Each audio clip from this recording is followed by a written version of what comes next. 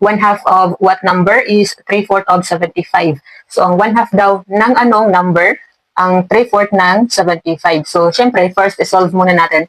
Magkano ba ang 3/4 ng 75? So, paano yan gagawin? We can multiply 3/4 times 75, or you can also change this into decimal number, that is, ang 3/4, that is 0.75 times 75. So, kahit na ano dito, so yung result ay 56.25, ang 3/4 ng 75.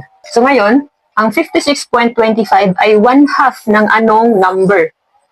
So, simple lang, i-multiply mo lang ng 2 ang 56.25 para makuha mo yung final answer. So, 56.25, that is 112.5.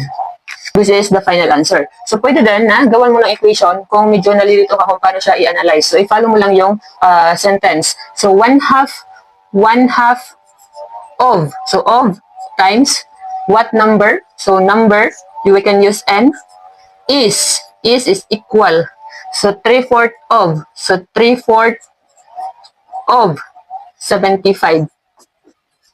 So, ayan. You have the equation now. So, yung result, parehas pa rin dito. Kung hindi mo alam paano i-solve ang equation, so let's do the equation. Pero para sa akin, ito yung pinakamabilis na pagkatapos mong i-analyze, automatic solve mo na kaagad.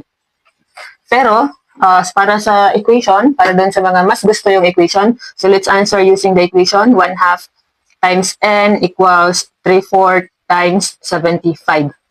So, 1 half times n, that is 1 half n, equals yung 3/4 times 75, nakuha na natin kanina. So, kung hindi, para dun sa mga hindi pa nakakalimot na, paano ba mag-multiply ng fraction at saka whole number? So, 3/4, so again ha, inuulit ko, pwede din ang 3/4 na i-convert mo into decimal number na 0.75 kung mas kabisado mo. So, 3/4 times 75, whole number and fraction. So, lagyan mo lang ng over 1 na denominator ang whole number.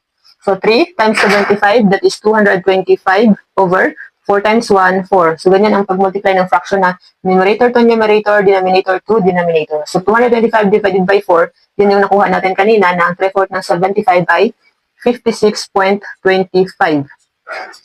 So, 56.25. So, now, paano mo i-eliminate dito ang 1 half?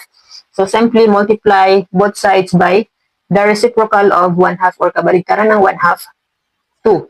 Ayan. So, cancel mo na to dito dahil magiging 2 over 2 na yan. So, cancel mo na yan. N na lang dito. Tapos, 56.25 times 2.